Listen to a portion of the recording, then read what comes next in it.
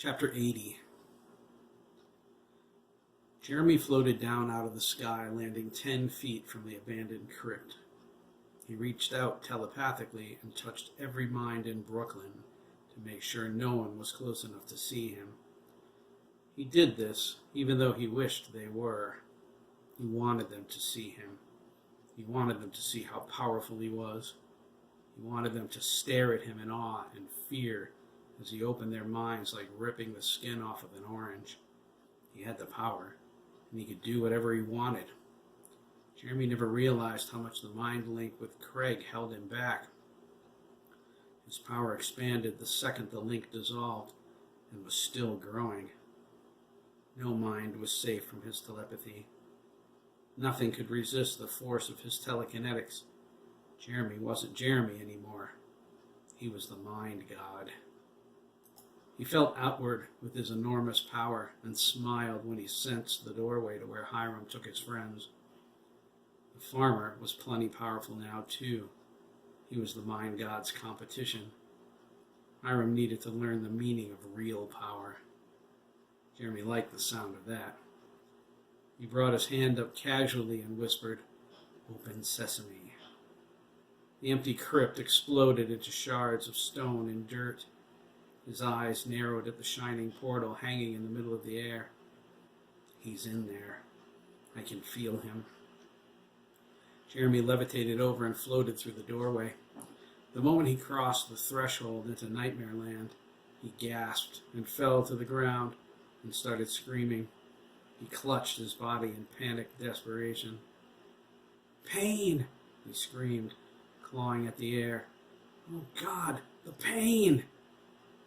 Jeremy learned the most valuable lesson every telepath should learn.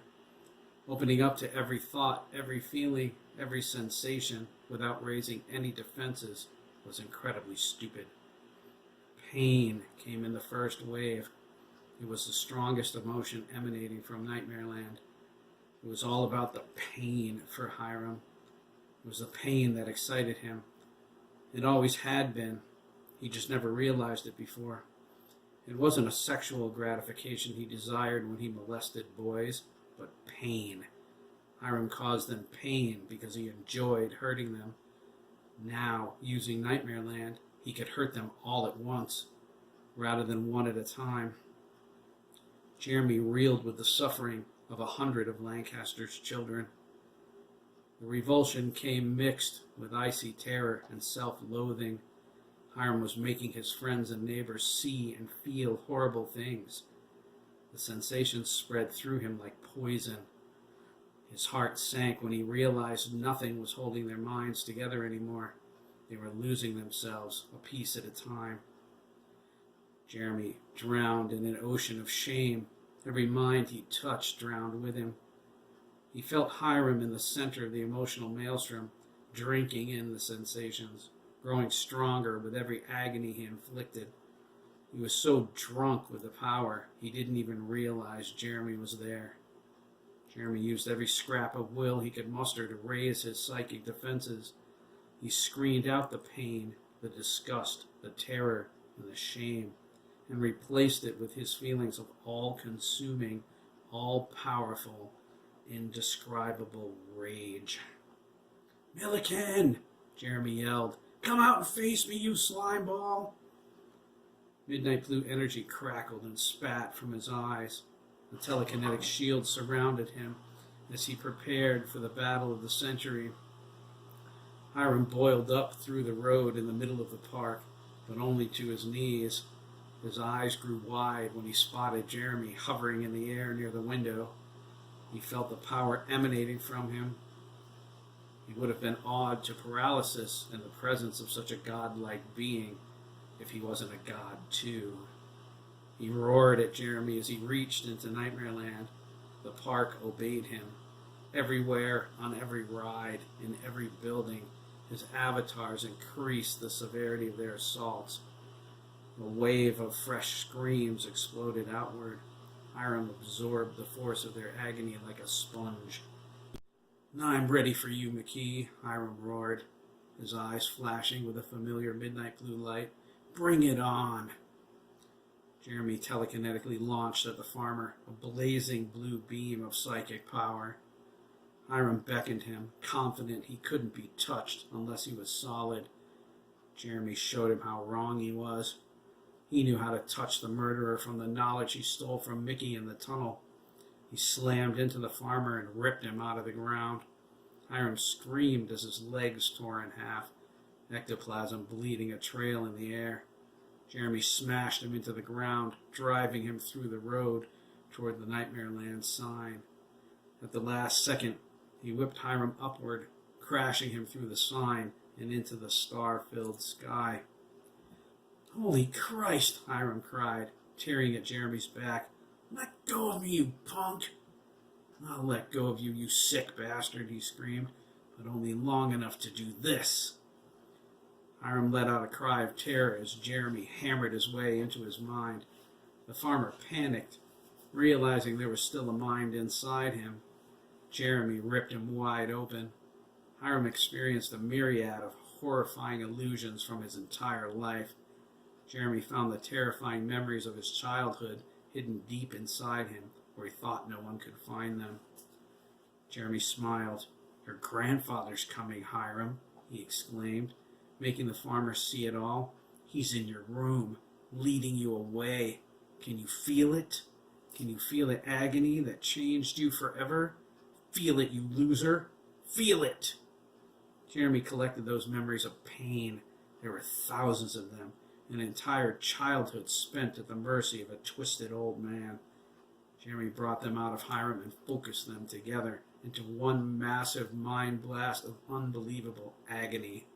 "Suffer!" Jeremy cried. Hiram's spirit exploded. Jeremy was thrown away, hurtling toward the ground. He smashed through Nightmare Land and came out the bottom. He marshaled his will, arcing away from the swirling black mass beneath him. He flew over the side in time to see Hiram's pieces rain down on the ground.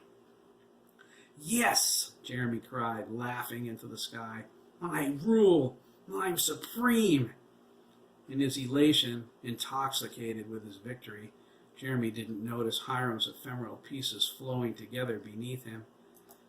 Hiram reformed, stunned and shaky, but the power he received from the park was regenerating him. He held his hands up toward Jeremy and focused.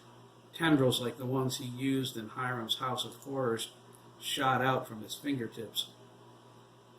Jeremy felt his attack, but not in time to prevent it. The tendrils stabbed through his skull and into his brain. Hiram gave him a taste of his own medicine, only this time Jeremy was the victim. "That hurt, you little bastard," Hiram raged, growing stronger by the second. "Let's see how you like it." Jeremy gasped as Hiram invaded him with all of the suffering in Nightmare Land. He had his defenses up, but the first attack was merely a distraction. Hiram sent a second wave behind it. Jeremy was every child Hiram ever murdered. He died all of their deaths.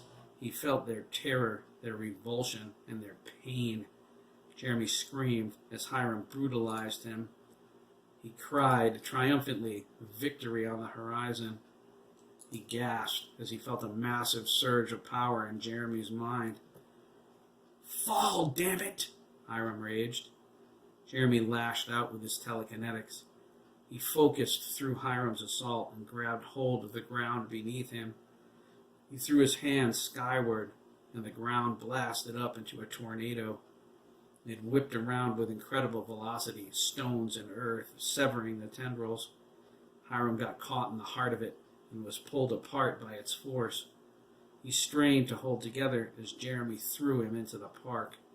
Hiram sailed up and then down, smashing onto the road next to Hiram's twisting mixer madness. Jeremy blasted toward him. Hiram crawled away, slimy streams of his damaged spirit spreading out all over the road. Jeremy soared into him and grabbed him by the throat. "You're dead, old man," he sneered, squeezing hard. "Do you hear me? Dead." "Kill me," Hiram choked, his voice noticeably weaker. "And your brother dies with me." "Chris?" his thoughts filled with memories of friends and family as a slice of his humanity returned. He frantically scanned Nightmareland, searching for Chris. When he found his brother, his expression became confused. "Chris?" Jeremy whispered and projected at the same time. "Oh no! Chris!" "And Craig," Hiram coughed. "Coco and Graham and Dabney and Derek." He grinned as Jeremy loosened his grip. "Are all of those lives worth killing me?" In the midst of Jeremy's indecision, Hiram laughed.